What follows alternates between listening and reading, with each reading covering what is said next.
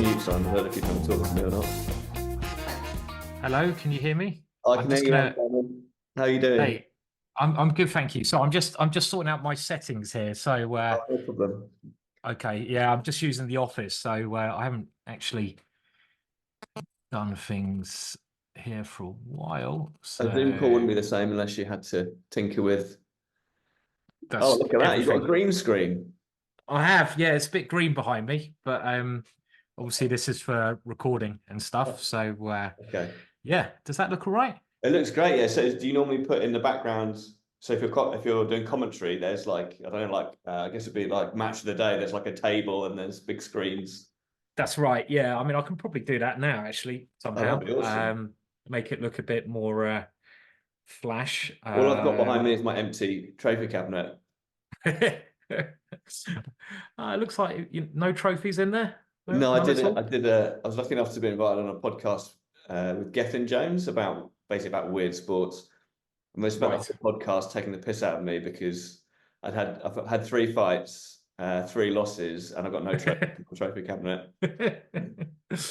So is there actually going to be trophies on offer for Well, the there'll be next a one? belt for yourself. Okay, even Yeah, better. So maybe the belts they just can't fit in your case. that's That's what what it it is, right? is. That's what it is. I That's what need a it bigger is. cabinet, Simon. That's exactly That's what it is. what the That's point what it is. is. The belts are too. There's too much there. Yeah, the belts Uh, are awesome. Actually, I don't, perhaps you haven't seen one at summer events, but they're absolutely huge and they're really heavy. They're like proper big metal things. So nice. worth having. Good. Yeah, yeah. I think I have seen them. I'm just trying to be very clever and add in a background, but I don't really know what I'm doing here. So we probably don't. Okay. How's the weather in Godalming? How's it going down there? Yeah, it's. I mean, it's all right. It's actually turning a bit grey outside now, and a bit. It doesn't look very nice, but it's been raining quite a lot, and not very good weather for the start. But I'm trying Yeah, to stay out of the pub as well at the moment good. Pleased to hear for, it. for obvious Yeah, reasons. Yeah.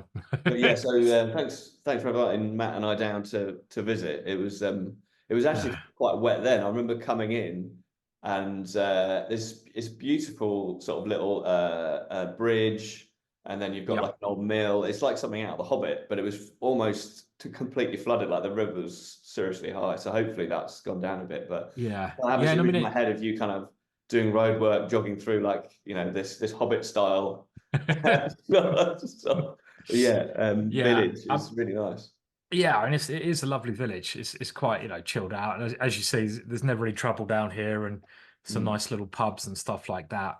So it's pretty good. But yeah. I don't actually do any running. I probably mentioned it to you before because I am a bit of an old man and this doesn't sound very good, but my knee's a bit dodgy, so I don't really want to push it, so that's so I do other stuff basically. But Yeah. yeah, it's No, fair enough. I, Yeah, we had that discussion about swimming, which is obviously a great substitute Yeah, for great way to do it. Yeah, I that. mean, I think we probably had many discussions that night. We probably can't remember them all. Yeah. I remember fewer and fewer as the night went on, I think.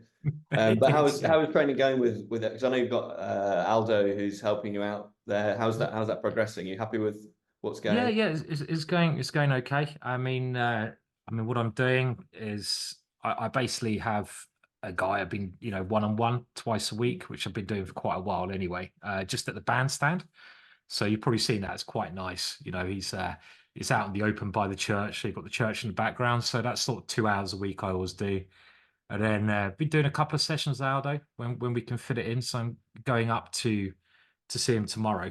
He sort of works from so he's basically in film and production generally, Okay. and he's up in is it Clapham Road, so it's quite sort of central London, Oh, and right. he's got some like bags. He sets up bags and a ring and stuff like that. So last time I went out, yeah, we did like 3 hours, which is quite a lot. So I'm gonna go up there tomorrow and do that. I went down at sort of it was a Mai Thai club last week, but they do boxing. Mm. So that was in Guildford. So I gave that a go, and there was like 6, 7 people doing boxing, a bit of sparring, and then just go to the gym like other days, basically.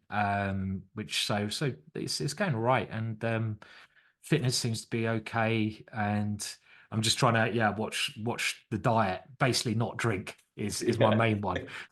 So which I'm being all right. So I'm sort of trying to at least keep it only to once a week, which is Yeah. yeah. How did you So get on the sparring in the kickboxing club? How it did was you? okay. I mean, Yeah. yeah, it was very light sort of sparring. So and they were just changing around opponents every sort of couple of minutes. Did that for about 35 minutes, sort of on and off.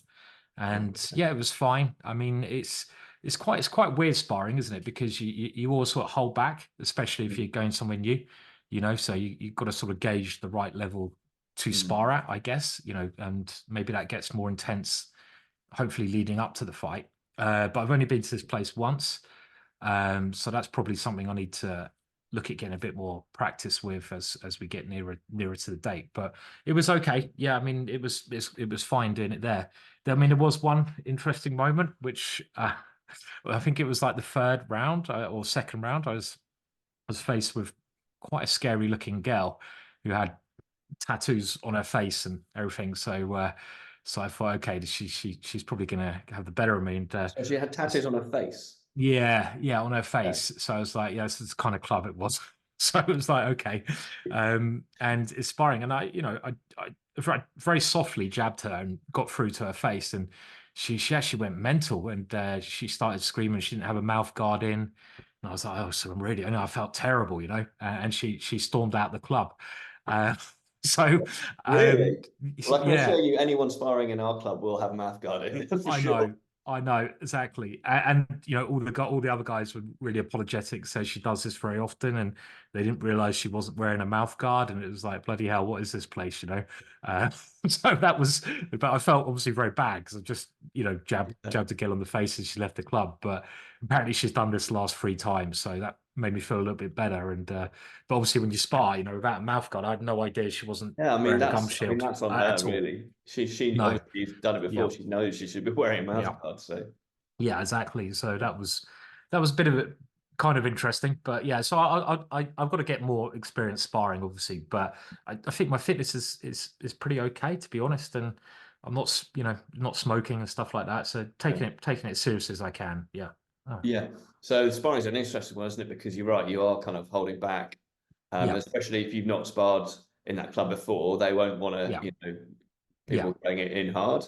But it does give you opportunity to try and improve your speed and also, Definitely. yeah, Yeah. try a few things as well, because if you get caught, Yeah. if people are adhering to the conditions of the spar and not sparring too hard, you Yeah. do get the chance to try a few things. And at the end of the day, it's supposed to be a learning process. So the more you do Yeah. it, yeah, because I mean, I don't know Yeah. if you, because I know you've sparred before, but obviously it's quite different to hitting a bag or doing some 100%. which is great fun, but it's completely different ball No, game. yeah, no, 100%. I mean, yeah, I mean, I really enjoy sparring, but as you say, it's a completely different ball game, and it's hard, and it gives you it's kind of a different level to anything else you do, right? When you're getting hit, so that's something, I mean, I've done a bit just with the guy one, that I do stuff with, but he doesn't really do it anymore. So yeah, I just need to find a bit more of that, especially getting a bit nearer Yeah. to the date anyway. So yeah. And I understand that when you were younger, so quite a lot younger, you did do some combat sports. Is that right? What have you got? Yeah, I mean, I did a bit. I mean, it was never like high intensity. So I did like, karate. I think most people do that after watching Karate Kid, Yeah. which was not, it was all right. I mean, but then I did sort of kickboxing. So I did sort of but that was only semi contact. So it's more on a Mm. point system. Like, you get points if you hit them in certain areas. So it wasn't ever full on, full contact. So yeah, so boxing is the first time I've done full contact, basically. Yeah. Yeah. Okay. And I'm sorry to ask you. I'm sure a lot of our listeners will know you very well. You're a media personality, but could you just talk through your chess career as well? Because there will be some people from a non-chess background that'll be interested to know kind of how you arrived at your position in the game, which is obviously considerable. Yeah, so obviously I'm a better chess player than boxer. I think that's pretty clear. So so chess is, yeah, something. I mean, I'm 44, so I'm a bit of an old man. But I've been playing chess since the age of 6. normal kind of story. My dad taught me, started playing competitions, took it pretty seriously throughout my life. Became a grandmaster when I was 28. Did the whole university thing, which took a bit of time out.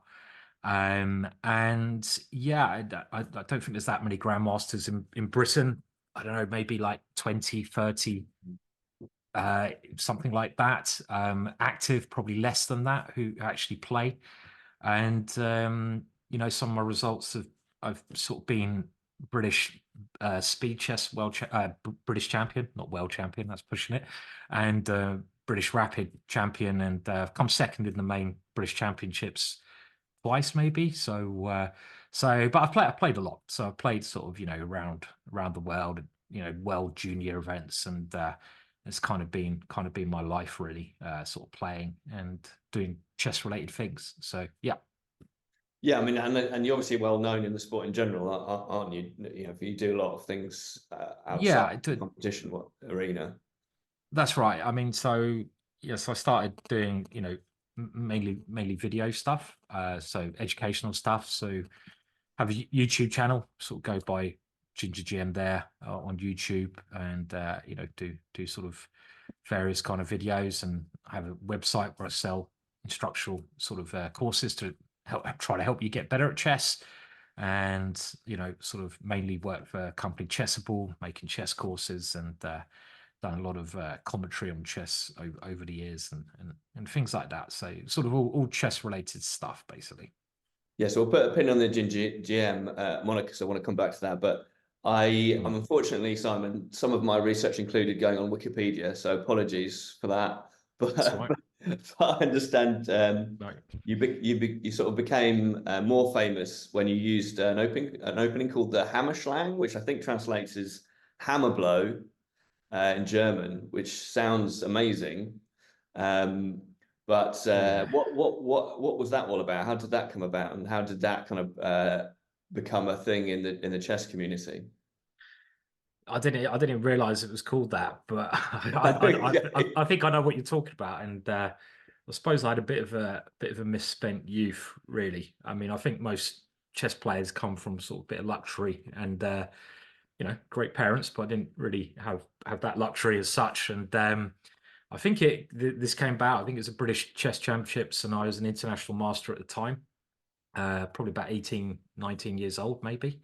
And I was skint, totally, penniless, pretty much. And I think I was in a nightclub the night before this game. I sort of remember it called Quids Inn, um, which is £1 to get in the nightclub, and beers are £1. So a very classy establishment, Yeah. as you can Sounds imagine. erudite, yeah. And it was full of chess players, and because chess players were all cheapskates, and I was a bit drunk, and I didn't really have anything to play for in tournament, and it was the British Championships, and I think, and I wouldn't do this nowadays, but at the time, lots of people bet me a beer that I wouldn't play this stupid opening, and the first two moves is probably the first two moves you can think of, bringing your king out into the open. Your king is something you've got to look after, and yeah, I went and sat down the next day playing quite a strong player, 2250. Yeah, I was playing a really nice guy, Martin Simons, I think it was, and I played this stupid opening, managed to win the game, and won my 20 beers at Quids Inn. Okay. And yeah, I mean it's quite embarrassing really, because it is a bit disrespectful to the opponent. And he even told me after the game that he heard about the bet and he had time to prepare for the opening, Oh my which goodness, was that's even worse, isn't it? it's even worse. But it's not something I do now. And like when you're young, you do lots of stupid things, don't you? So it was that was the story as such. Yeah. So yeah. As an outside person, as someone's not in the chess world, I find these stories so interesting, because the more I've understood the chess world, the more I realise that actually things like that and etiquettes like that are just not at all obvious to the average man on the street. Sure. And and I'm not saying this is linked to you at all, but things like Yeah. cheating, obviously in the real world it's a bad thing. In chess, it's just so much worse, isn't it? And I don't know these kind of things and the way you treat your opponent, it's not something that I think everybody would necessarily understand, and that kind of level of respect, because obviously you want to be showing that respect as well, don't you?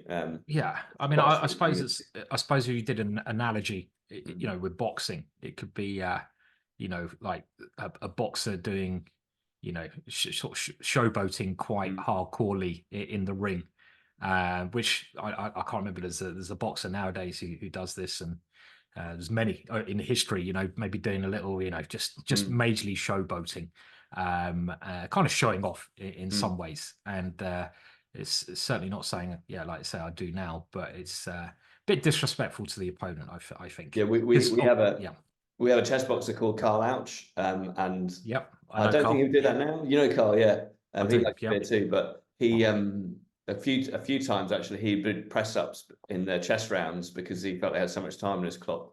That's the kind of thing that kind of showboating that the crowd kind of like, but also you've got to be careful that you don't, you know, ostracize yourself as well, I guess, haven't you? But so Simon, do you know too much about your opponent? So obviously Matt Coldwell has fought a couple of times. He's fought two very good chess players. He lost the first bout against Dashel Shaw, and then of course he managed to beat David Jarman, who's a very good chess player as well as Dashel is as well. Have you managed to have a look at their fights? Have you sort of analysed what you're up against? Yeah, I have. Yeah, so I had a little look at Matt's fights, and pretty impressive boxer from my point of view. You know, certainly knows what he's doing. Very fit, better boxer than me, clearly. So I've got lot to train for. And yeah, just generally, you know, he looks like a boxer, right? I mean, you often get it's a wide range of people you get doing chess boxing. You know, I've been along and seen many chess boxing sort of bouts for the crack, and he certainly has that. You know, he looks like a boxer, so he knows what he's doing. So yeah. Yeah, I think also the two fights are interesting in the approaches that his opponents took. So David was obviously very aggressive and open in his guard. Yeah. And whereas Dashel, and I know he won't mind me saying this, I've discussed it with him on the podcast, but he was incredibly nervous before his bout, more nervous than I think I've known anyone to be. And so he was quite intrepid, and he made sure that he boxed sensibly and had a guard and kind of knew that he had the advantage in terms of the chess. And I think it produced two completely different fights, both very compelling. But yeah, I think it'll be interesting to see how you approach things and how things develop as well, because obviously, particularly the Darmany fight, the chess really affected the boxing and vice versa. So that was really intriguing, I thought. So yeah, you probably shouldn't be giving us all your strategies today, but I'm very interested to see how you sort of approach it, and I know you've got Aldo as well to sort of help with some of the strategic elements of the box. Yeah, certainly. As well. Yeah, I mean, I think it's, you know, it's pretty easy to say, factually say, probably what you know, what Matt's going to go for. I mean, he's the better boxer, worse chess player, and so he's going to try to beat me in boxing and try to avoid probably playing chess till the end. I mean, that's just the way it is, right? I've got much more experience in chess. He's got more experience in boxing, so that would imply that, you know, I've just got to survive the boxing and beat him in chess. So we'll see what happens, and yeah, so I'm expecting him to come at me, which will make it very exciting. Yeah, I think it will, and yeah, I'll be interested to learn what, you know, how Matt's approaching it as well, because I also know him to be. I appreciate that he's not on the same level in terms of chess as yourself, but he is a very tricky player. So in a straight attritional game, I don't think he'll have a chance, but I suspect that he will be trying to take it off line and throw in some sort of wild card moves to try and tackle the game. Yeah, I mean, I think the first thing when he sort of battle scenario, and basically it's a battle, right? It is, you know, you got to respect the opponent and find out their strengths and possibly weaknesses. And you know, I already noted that Matt's looks like a great boxer, very fit, trains hard, and chess wise also very scary player. I mean, just because I'm the higher rated player, it doesn't mean you can get me with some nasty trick or some nasty little play. Especially, you know, if I'm getting hit in the head and I lose my concentration, you know, that's the kind of excitement of chess boxing. You know, you're not thinking 100%, so you can drift off, and it's a, you know, chess is a very unique game. There's nothing like chess where you play one bad move, maybe boxing similar, but you do one bad thing and you can lose. So other things, you can make mistakes, you can recover, but in chess, you played a bad move, you get checkmated, you lose your queen, it's game over at this level. So there's no real margin to make mistakes, and that includes me as well. You know, I know he's going to be coming at me with the chess, and he's got to try to, you know, try to get me in an aggressive way. So that'll be very interesting to see what happens there, as well as the boxing in general. I expect it to be just very aggressive all round, you know, because the boxing's got to be aggressive and the chess has got to be aggressive, which should make to well, very interesting match. Yeah, definitely. And unfortunately, we can't say that you are the first Grandmaster to partake in chess boxing, which would be great. It's the first chess boxing festival, so that is a first. But yeah, something I wanted to ask you about, because obviously I don't know how well you know Arman Hamilton, and I'm presuming that you would have seen his fights in the US. Was at the end of 2013, I think it was. Sorry, 2022. Yeah. Did you have a look at that, or did you watch the whole show? What did you think of Arman's fight? I know you're friends with Lawrence Trent, his opponent, as well. Yeah, I definitely, you know, I know Man pretty well. I mean, he's I do a lot of streaming, which means like broadcasting chess online, or I have done. I don't do that really anymore. But Aman and the Chess Bras, his friend Eric Hansen, were also some of the original streamers of chess. So we used to play quite a lot of matches, me and Aman, actually streaming battles. I think there was one over 10 years ago where it was a shot drinking challenge where we had to, every time a piece was taken down a shot. You can't really get away with that stuff nowadays. But obviously I'm a big favorite at that. But that's another that's another sort of mix up of different kind of categories of games. But a really nice guy, Aman. And yeah, he was fighting my very good friend Lawrence Trent, who I've known since he was a baby. Basically we played in the same tournaments when he was a small kid. And I know, I mean, that fight was it was interesting. I mean, I've Lawrence trained extremely hard for that fight, and he put so much effort into it. And then when it came to the actual day, unfortunately, I think it's fair to say he froze up a little bit, which can happen to anyone, you know, even the most trained people. And that is quite scary, because you never know how you're going to react when you first get into the ring. I mean, that's an advantage my opponent will have. He's done it before, but, you know, if you freeze up, you're going to lose.